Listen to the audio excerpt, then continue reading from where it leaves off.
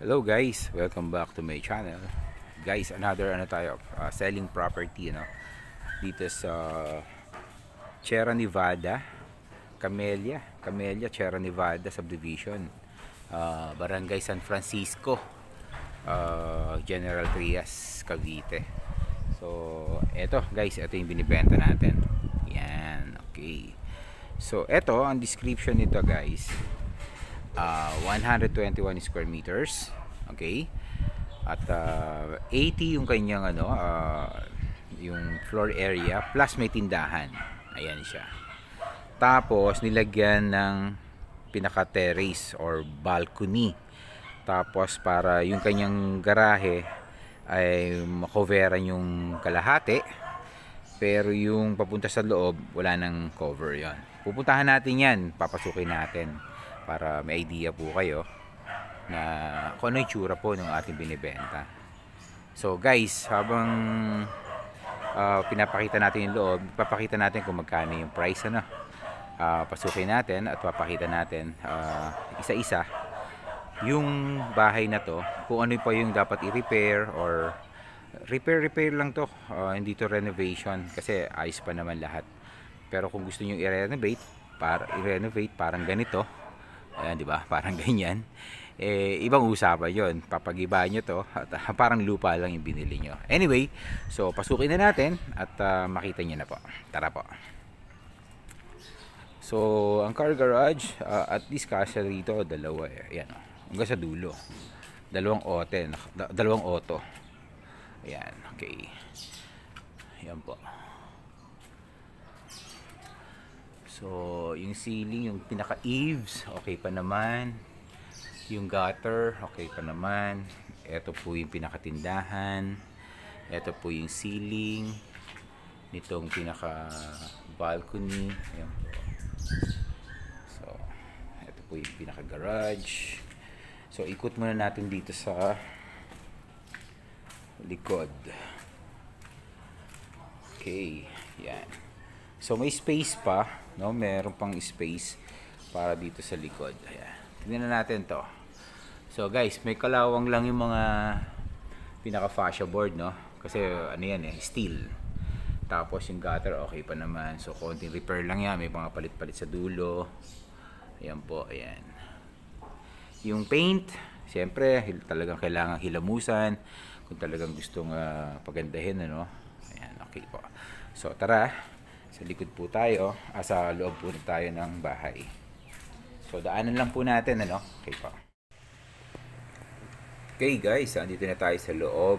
Ito yung pinaka-flooring. Medyo may mga natuklap na mga tiles, no? Okay. So, ceiling, yung wall natin, ayan. Puro parang repaint lang naman yung ating i-repair.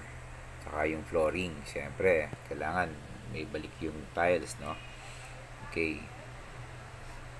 Ayan po, yung pinaka-dining, no? Dining set, pinaka-dining room, dining area.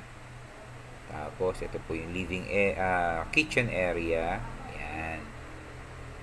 Ayan po. Ayos pa naman. Kung gusto nyong baguhin, pwede din.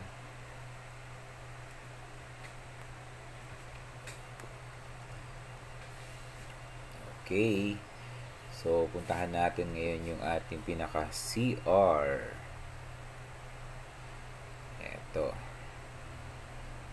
Yan po yung CR natin, ano? So, kung gusto nyo baguhin, pwede din naman. Repair at saka parang palitan na lahat, no? Ito naman yung pinaka-taas natin. Ito yung pinaka-flooring. Definitely, itong ating stairs dapat magawa, no? Ito naman yung pinaka-taas.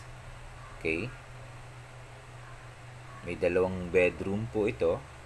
Yan. Okay, cabinet. Maganda yung flooring. Yan, ito po yung pinaka-sliding door papunta sa balcony. Ceiling natin medyo sira-sira na. Yan po. So, kailangan baguhin talaga yan. Ayan. Wall naman natin, maayos pa. Painting lang yan. Pati yung flooring, ayos naman.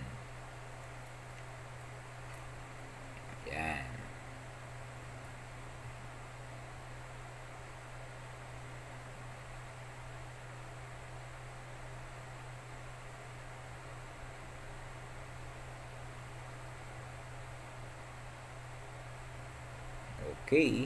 So, ito yung access door. Hindi na natin binuksan kasi wala po kasi yung susi kaya hindi tayo makalabas, no? Kaya dito na lang tayo. Pakita lang natin ganyan. Okay.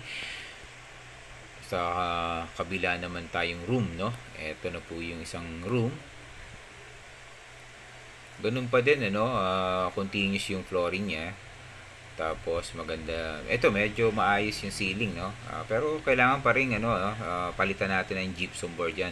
Ano lang, advice ko lang palitan ng gypsum board kasi mainit po tong plywood, plywood lang po kasi 'yan. So kailangan palitan po natin.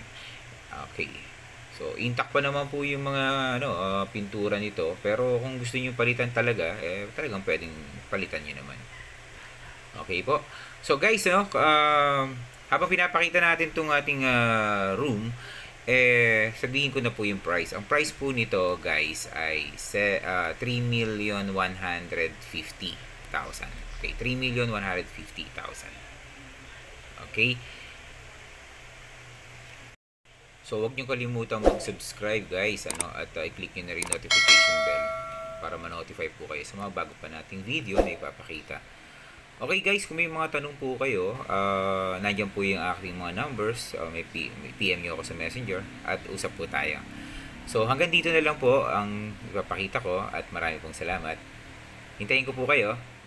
Bye!